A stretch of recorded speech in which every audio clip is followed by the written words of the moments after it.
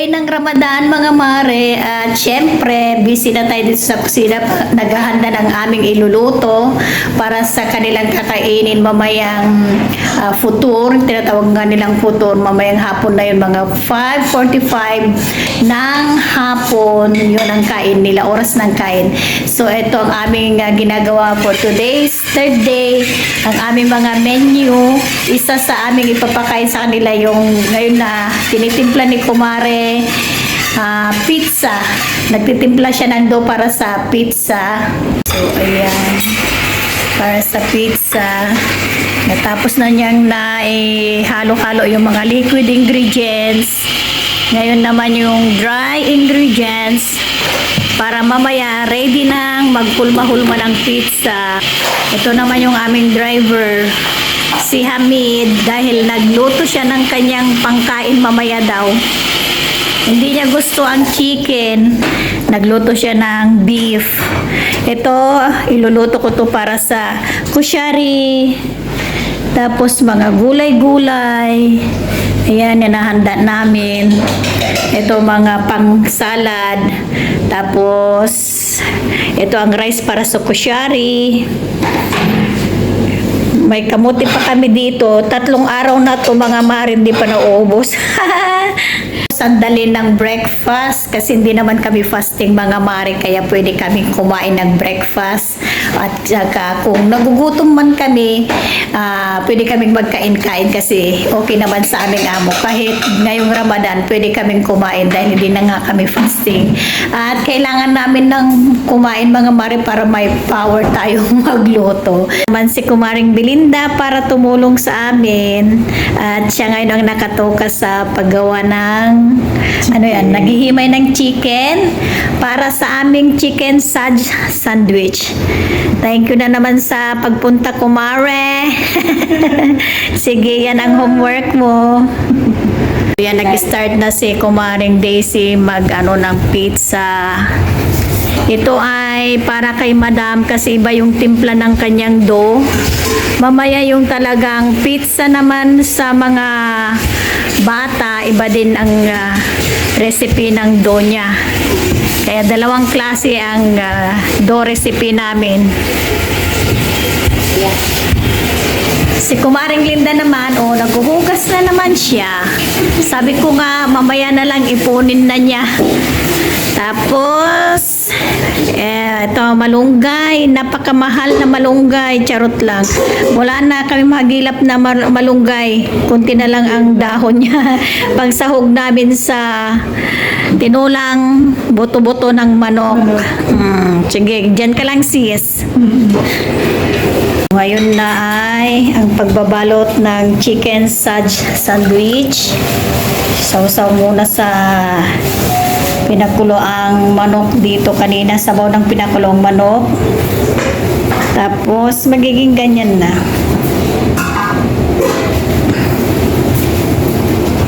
Tapos na naman ang isang araw. Tapos ng kain. Uuwi na naman si Kumaring Belinda. May Sharon na naman siya. Ang dami niyang na Sharon ngayon. Thank you na naman. Bukas ulit. Bye-bye. Day ng Ramadan mga mare. Good morning na naman sa inyong lahat. At syempre, dito na naman tayo sa kusina. Mag-prepare kami ng aming iluluto. At habang tumatagal ang Ramadan mga mare, dumadami naman ang aming mga iluluto. Gaya ngayong araw, bale ilang putahe ang aming iluluto, mga request nila. Nakikita lang sa YouTube na mga pagkain, tapos pinapagaya na ni Madam sa amin. So yan ang aming mga pagkakabalahan ngayong iluto. Meron tayo ditong mga beef, ito beef stroganoff. Iluluto namin ito para sa parata sandwich. Tapos meron naman ako ditong isa pang beef breakfast steak. Iluluto ko rin ito sa steak. Ipaparis namin sa mashed potato. Tapos mag-baby chicken ako. Ito naman ang ulam namin, paanang manok. Yan ang ulam ng mga Inday. Ito yung mga main dishes natin. Iba pa ang mga side dishes. Side dishes namin, meron kaming, yung tawag ng mga cake. Pinapagawa ni Madam, pinapagaya niya, nag-send siya kagabi ng mga recipe, gagayahin daw namin. Kaya medyo mahirap ngayon yung aming iluluto mga mare, pero okay lang yan, caring-carry. Dahil may mga kasama naman ako dito, pupunta na naman dito si Kumaring Glinda, at syempre ang ating katamdem palagi si Kumaring Daisy. Wala pa si Kumaring Daisy, nandun pa sa loob, mamaya pupunta dito dahil pinapagawa ko siya ng mga bread, yung para sa aming mga sandwich at sa salad siyang nakatoka dyan, basta ako lang mga main dishes. So bago yan mga mare, syempre mag-almusal muna tayo. Kailangan natin ng energy para magluto, kasi pag wala tayong energy, wala na, patay-patay na, hindi na tayo makapagluto mga mare. Baka mahimatay na tayo dito, charot lang. So eto, naglalaga na ako ng ano ba ang tawag dito? Adas kasi ang tawag dito sa Arabic. Ewan ko na sa English, nakalimutan ko na. Ito para sa aming soup. Tapos naglalaga na rin ako ng patatas. Iyan, para sa mashed potato. Ito na ngayon si Kumaring Daisy. Hi. Nagtitimpla para sa gagawin na Danish cake daw. Yung recipe na binigay ni Madam, yun ang ginagaya ni Kumare. Sana Kumare yung gagayahin mo dyan. Totoo. Yan, yan na recipe. Nawala na. Basta yun na, may ginagaya siyang recipe. Pinasa ni Madam. Siyempre, si Daisy nakatuka sa mga bread, cakes, at mga sandwiches, salad, kaya trabaho niya yan. Wala akong pakialam. Charot lang. Yes. Ito na naman si Kumaring Daisy. Nagpre-prepare na siya para sa salad. Dahil tapos na siyang ng doon ng aming Danish. Danish ba yun? Danish? Okay. Danish brown cake. Ngayon na naman, ito siya para sa salad. Ginaya din namin sa pinasa nilang recipe sa TikTok. Kaya hindi namin alam kung anong tawag ng salad na ito mga mare. Ako naman ito, nagbabalat na ng patatas para sa ating baked chicken. Yung karne kanina, yung mga beef, binabad ko sa tubig na may baking soda para matanggal yung mga niya, dugo-dugo. Ito na naman si Kumaring Belinda para tumulong. Good morning. Sige, upo ka muna. Sige. Upo ka muna. Kasi kadarating niya, tutulungan na naman kami hanggang hindi matapos ang Ramadan kasama namin dito sa kusina. Tapos magpahinga. Ito na ang trabaho niya na binigay ko. Magbalat ng sibuyas at bawang. Ayan. At least nakakatulong. Siya pang trabaho namin. Ilang Pagkatapos ng sibuyas, magpiga naman ng lemon. At puntahan natin si Kumaring Daisy. Ito na yung ginawa niyang, ano ba to? Ano bang tawag dito? Lagi ko nakakalimutan. Danish brown bread. Lalagyan niya na ng pinaka-sauce niya, tapos i-bake. Ito, ni-rice up ng bali. Yung dough muna, 1 hour, tapos 1 hour na naman pag hinulma na dito.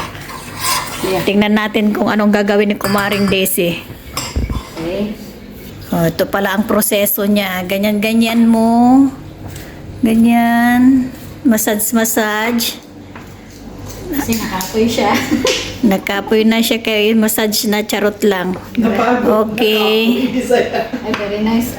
Tapos ilalagay na niya yung Sauce natin. sauce. Ito yung ay butter, melted butter na may mascovado sugar. Pwede ring brown sugar. Kaya lang wala kaming brown sugar. Ito na lang, bongga.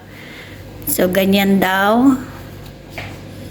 At i-bake na niya mamaya ng mga 35 minutes. Yes, sir. 35 minutes daw. So, tingnan na naman natin mamaya ang outcome.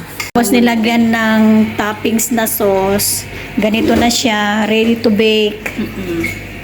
Tingnan natin ang outcome niya mamaya kung masarap ba o kaya nagaya namin yung talagang recipe nito. Yeah. Ready na.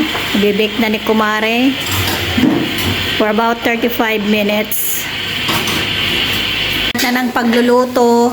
Unang iluluto namin yung, syempre, yung ulam namin. Panang manok, adobo yan. Tapos puntahan ko naman si Kumaring Daisy dahil nag-ano siya ng titimpla ng juice. Ang juice nila ngayon ay hibiscus. Tilaga sa may 2 cup na tubig. Ito yung hibiscus, oh. Tapos palalamigin, lalagyan ng lemon juice at saka asukal. Very healthy na juice ito, mga mare. Maganda ito sa mga may high blood. Pangpababa ng dugo. Yeah. Huwag yung anemic, baka malis lalong mawala ng dugo, charot lang. Maganda ito, masarap siya. Yan. Galing talaga ni Kumare. Ng 35 minutes. Ay, mainit. So, ito na ang ating finished product, mga mare. Medyo nag-over lang yung ano niya, nag-overflow yung sauce niya, gawa ng pinaglagyan namin ay hindi masyadong malalim. But the outcome is mukhang masarap nga. Matitikman natin yan mamaya. Hindi pa ngayon. Transfer na lang natin. Na si Kumaring Belinda dahil natapos na naman yung isang homework niya. Ito, nag-mash siya ng patatas. Masaya na siya. Tapos na naman ang isang homework niya. Si Kumaring Daisy naman, nasa salad na siya ngayon. Nakatoka. Ayan ang aming salad. Ako wala akong ginagawa. Nagbibideo lang sa kanilang dalawa, oh. Videographer nila ako eh. Charot lang. So, eto na yung binake ni Kumare kanina. Yung bread na darnish, basta. Darnish bread. Yun na. Oh, ang sarap-sarap nito, mga maring. Natikman na namin, kami pang nauna. Yeah. Fair share. That's it. Kasi 2 lang yung ano namin portion na ginawa. Ito para sa mga babae, ito naman para sa mga lalaki. Sarap. Yummers. Ayan yung busbus yun. Na kami makatapos magluto. So, ang toka na naman ngayon ni Kumaring Belinda, yun, naghuhugas na naman. Yun daw ang talent niya. Charot lang. May challenger na si Kumaring Berje. Naghuhugas si Kumaring Belinda. Ako naman niluluto ko. Iwan ko kung naubos na yung tubig niya. Yung steak pala niluluto ko. Nakalimutan ko na. Sa kakabidyo ko, nagdra-dry na yung aking niluluto. So, eto na naman ang ginagawa ni Maring Daisy. Dahil tapos na sa bread, nag-wrap naman siya ngayon ng meat shawarma. At ito yung isang recipe na pinasa sa amin na ginaya namin. So, ayan na. Yummers. Sarap nito. Ayun na si ate. Aywa. Okay guys. Ganyan na naman. Chicken in the oven. Hi, tapos na. Yan. Aywa. Simple lang ang kainin ng mga lalaki. Okay. Okay. Ang pagluluto at paghahanda ng kanilang pagkain, kami naman ang kakain na. Antayin lang namin yung mag-adan. Ulam namin, yan, adobong panang manok. Nagugutom na si Kumaring Linda. Siyempre, nagfa-fasting kasi siya. Maghapon na walang kain. Siyempre, nagugutom na. Si Ipoy din, gutom na, hindi na makahintay. Wala din kaming maraming hugasin kasi wala na. Mandirigma ang mga ito. Mandirigma kaming lahat. Charot lang. Wala na. Kunti na lang linisin namin at itligpit. Lila, tapos na naman ang isang araw ng ating pang-4 na Ramadan. So hanggang dito na lang ang ating vlog, mga mare. Sa susunod na naman, thank you and bye-bye. Salamat sa panunod.